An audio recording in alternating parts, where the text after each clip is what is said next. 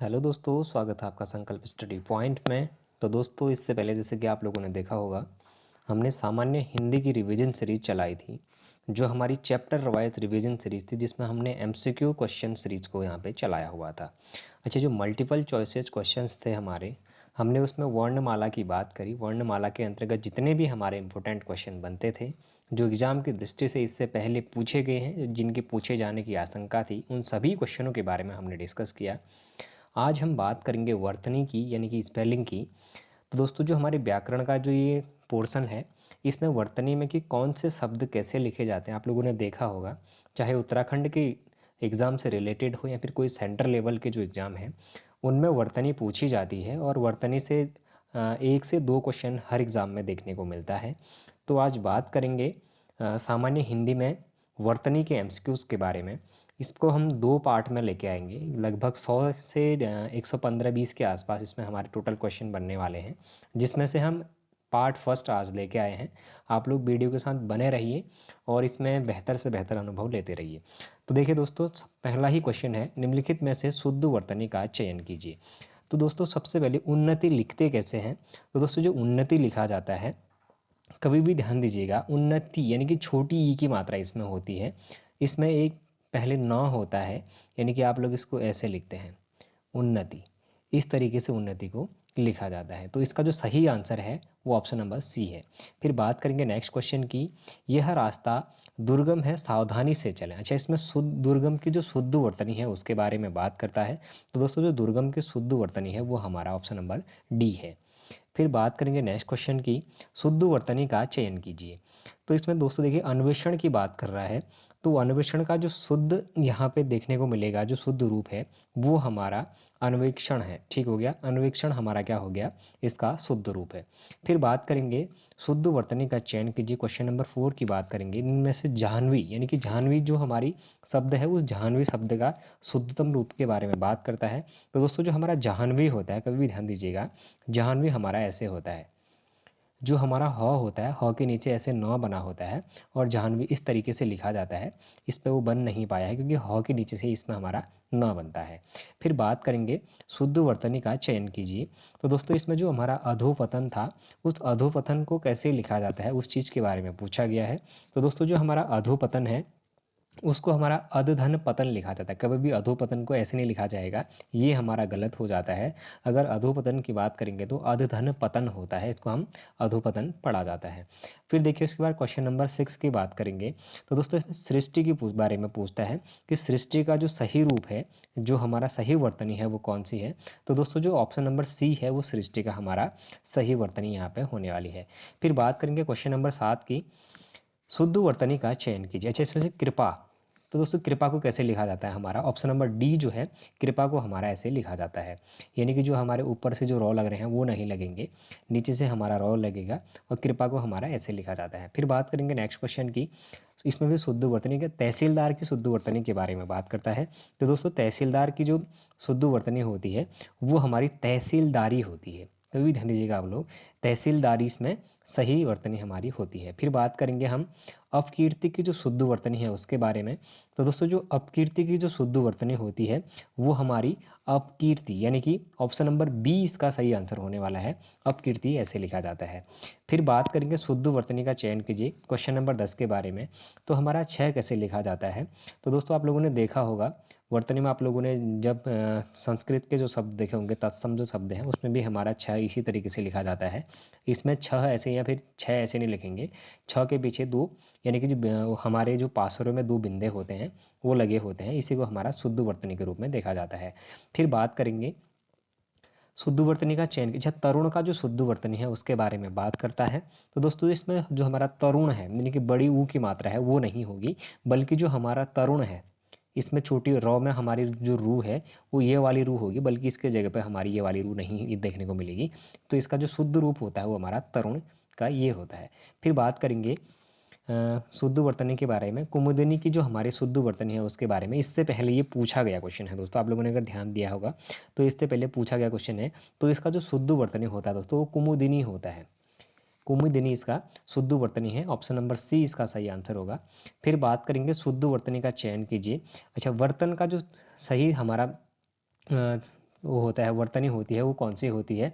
तो दोस्तों जो हमारा बर्तन की शुद्ध वर्तनी होती है वो हमारी ऑप्शन नंबर डी इसका सही आंसर होने वाला है। अच्छा, बर्तन को हम ऐसे नहीं लिखते, ये वर्तन हो गया है। अच्छा, बर्तन ऐसे लिखा जाता है दोस्तों, बर्तन का ये शुद्ध रूप है। अच्छा, हम लोगों ने कहीं कहीं पर देखा बर्तन को हम लोग ऐसे लिख लेते हैं, यानी कि बर्तन को हम ऐसे लिख देते हैं, लेकिन बर्तन का ये शुद्ध रूप नहीं होता है। बर्तन को हमारा कैसे लिखते हैं? बरतन, ऐसे इसको लिखा जाता है, ये इसका शुद्ध रूप है। फिर बात करेंगे शुद्ध वर्तनी के बारे में। तो दोस्तों प्रतिष्ठा, यानी कि प्रतिष्ठा का जो शुद्ध वर्तनी है वो कौन सी होगी? तो दोस्तों प्रतिष्ठा हमारे कैसे लिखी जाती है? ऐसे लिखी जाती है। ऑप्शन नंबर बी इसका सही आंसर है। फिर बात करेंगे नेक्स्ट क्वेश्चन की। अच्छा, मृत्युंजय कैसे लिखा जाता है? तो दोस्तों जो हमारा मृत्युंजय शब्द है ये हमारा कौन सा हो जाएगा? ऑप्शन नंबर सी इसका सही आंसर है। फिर बात करेंगे नेक्स्ट क्वेश्चन की। अच्छा, अस्पृश्यता की बात कर रहा है, तो अस्पृश्यता कैसे लिखा जाता है? तो दोस्तों जो हमारा ऑप्शन नंबर बी है ये हमारा सही आंसर है। अस्पृश्यता ऐसे लिखा जाता है। आप लोगों ने देखा भी होगा संविधान में आर्टिकल 17 भी हमारा अस्पृश्यता के अंत की बात करता है। उसके बाद फिर बात करेंगे नेक्स्ट क्वेश्चन की शुद्ध वर्तनी से संबंधित, यानी कि शताब्दी को कैसे लिखा जाता है? तो दोस्तों जो शताब्दी का जो शुद्धतम रूप है वो हमारा ऑप्शन नंबर डी होने वाला है।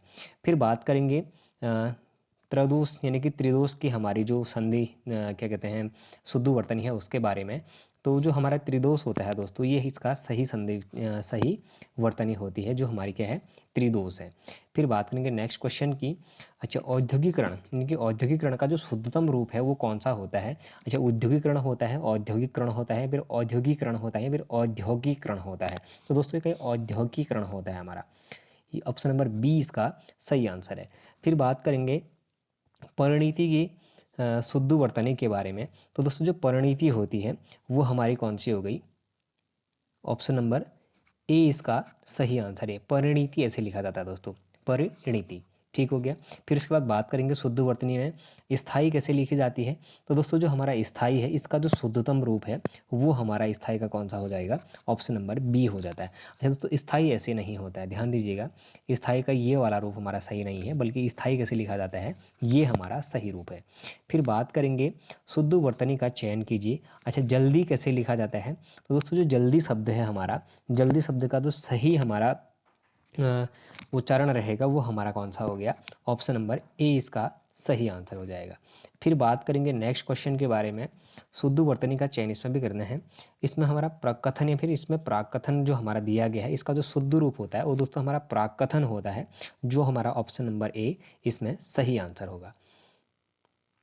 फिर बात करेंगे क्वेश्चन नंबर 24 की। तो दोस्तों 24 में दिया गया है क्षेत्र, यानी कि क्षेत्र का जो शुद्धतम रूप है वो कौन सा होता है, शुद्ध वर्तनी कौन सा होता है? तो आप लोगों ने देखा होगा ऑप्शन नंबर ए इसका सही आंसर है। फिर बात करेंगे क्वेश्चन नंबर 25 के बारे में। तो रासायनिक, यानी कि रासायनिक जो हमारा शब्द है इसका जो शुद्ध वर्तनी है वो कौन सी है? तो दोस्तों जो हमारा रासायनिक है इसका रासायनिक होता है, कभी ध्यान दीजिएगा आप लोग, रासायनिक। ऑप्शन नंबर बी इसका सही आंसर है। फिर बात करेंगे इसके बाद नेक्स्ट क्वेश्चन की, वर्तनी का चयन कीजिए। अच्छा, प्रतिवादी कैसे लिखा जाता है?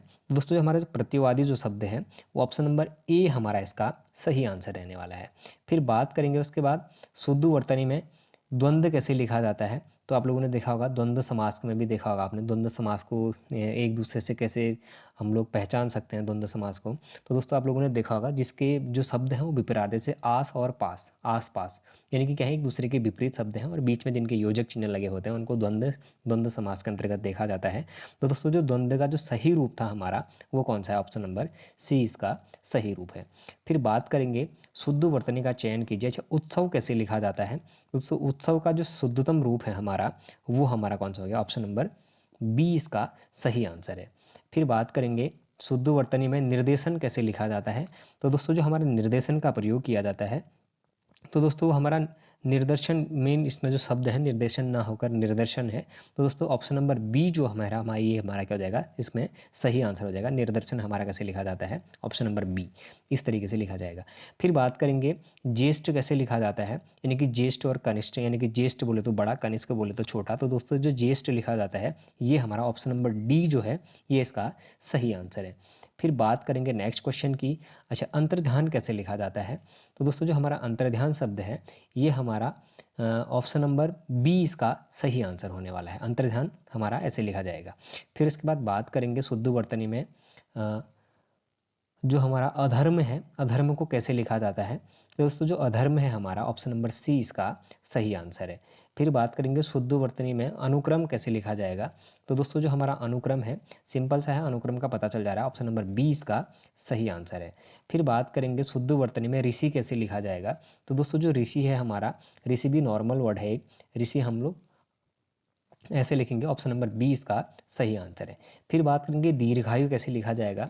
तो दोस्तों दीर्घायु भी हमारा सिंपल सा है, ऑप्शन नंबर ए इसका सही आंसर है।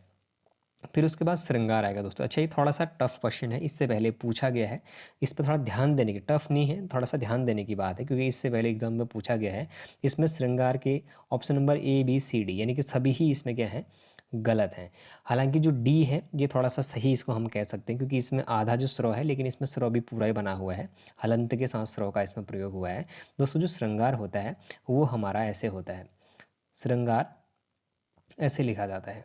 जो श्रृंगार होता है दोस्तों इसमें आधा स्रो होता है, ऊपर अंक की मात्रा होती है यानी कि अनुस्वार लगा रहता है और उसमें गार यानी कि श्रृंगार हमारा ऐसे लिखा जाता है। फिर बात करेंगे नेक्स्ट क्वेश्चन की। तो शुद्ध वर्तनी का चयन करना है। अच्छा, इसमें अध्येता, अध्येता यानी किसी किसी चीज़ का अध्ययन करने वाले को अध्येता कहा जाता है। और अध्यापन यानी कि अध्यापन करने वाले को यानी कि किसी चीज़ का अध्ययन कराने वाले को अध्यापन उस चीज़ से रिलेटेड है। तो उसके बाद देखिए शुद्ध वर्तनी में अगर अध्येता की बात करेंगे तो अध्येता का जो शुद्धतम रूप होता है दोस्तों ऑप्शन नंबर ए इसका सही आंसर है। फिर बात करेंगे शुद्ध वर्तनी का चयन कीजिए।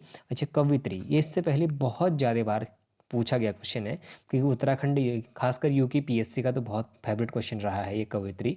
तो दोस्तों जो इसका सही आंसर होता है वो कौन सा होता है? हमारा कवित्री का जो हमारा सही आंसर है वो हमारा कवयित्री होता है। तो दोस्तों इसमें हमारा कवयित्री एक में भी नहीं, ये सारे ही ऑप्शन इसमें गलत थे। तो देखिए कवित्री कैसे लिखा जाता है? कवयित्री, कवित्री ऐसे लिखा जाता है दोस्तों।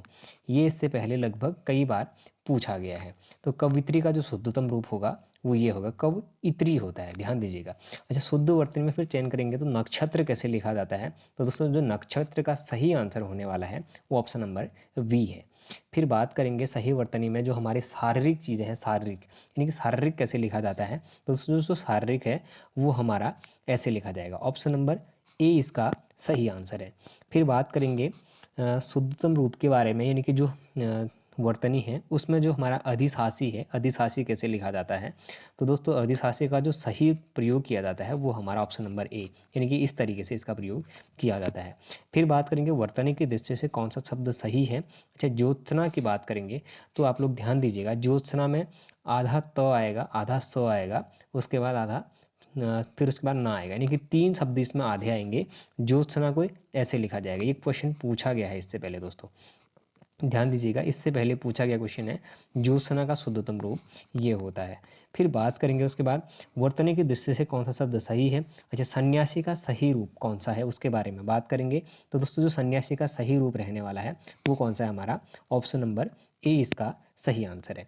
फिर इसके बाद बात करेंगे व्यवहारिक यानी कि व्यवहारिक रूप से आपकी बात ठीक हो सकती है। इसमें जो हमारा व्यवहारिक शब्द है तो व्यवहारिक को लिखा कैसे जाता है उसके बारे में पूछ रहा है।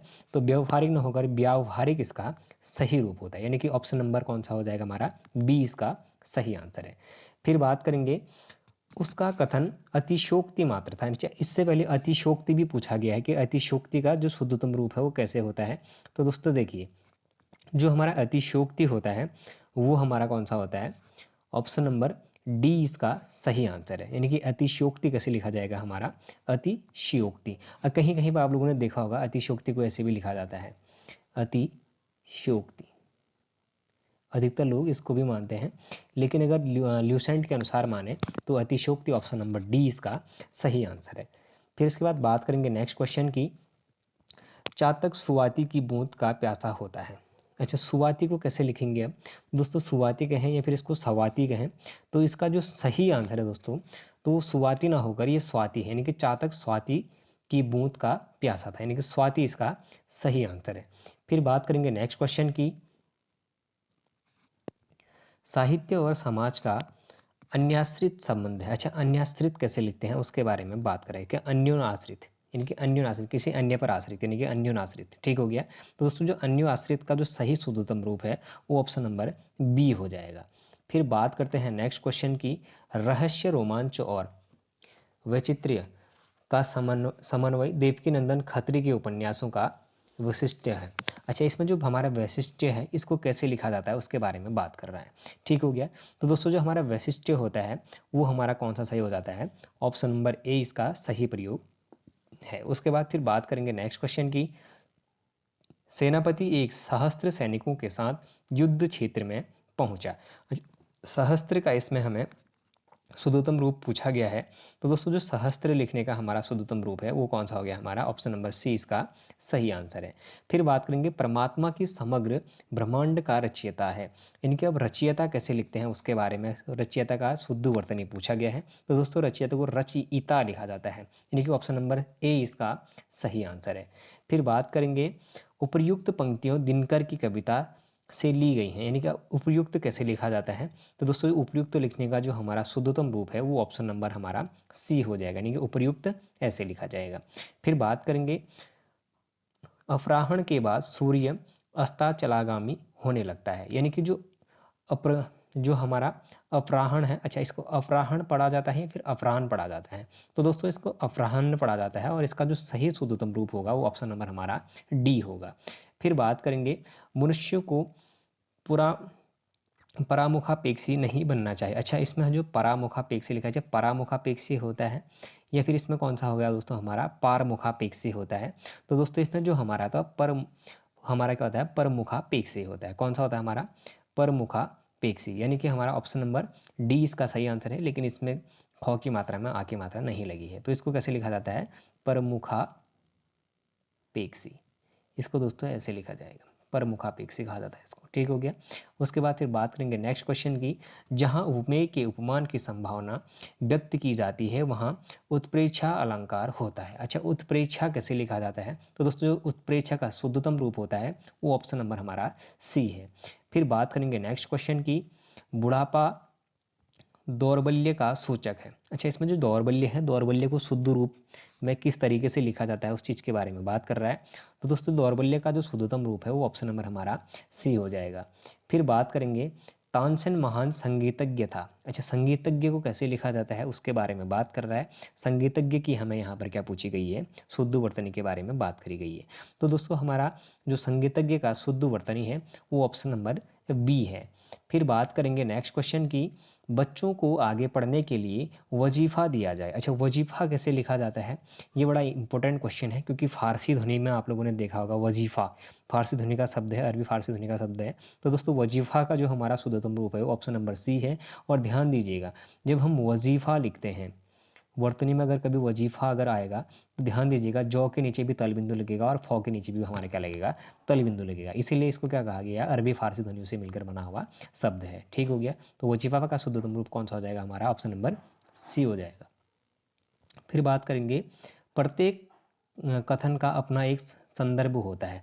अच्छा, संदर्भ का जो शुद्धतम रूप है उसके बारे में बात कर रहा है। तो दोस्तों संदर्भ का जो शुद्धतम रूप होता है, यानी कि जो उसका वर्तनी शुद्ध वर्तनी होती है वो कौन सी होती है हमारी, ऑप्शन नंबर बी इसका सही आंसर है।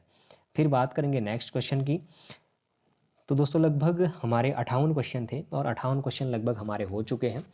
कल एक वीडियो इसका और बनेगा जो पार्ट 2 के माध्यम से हम आपके साथ डिस्कस करेंगे।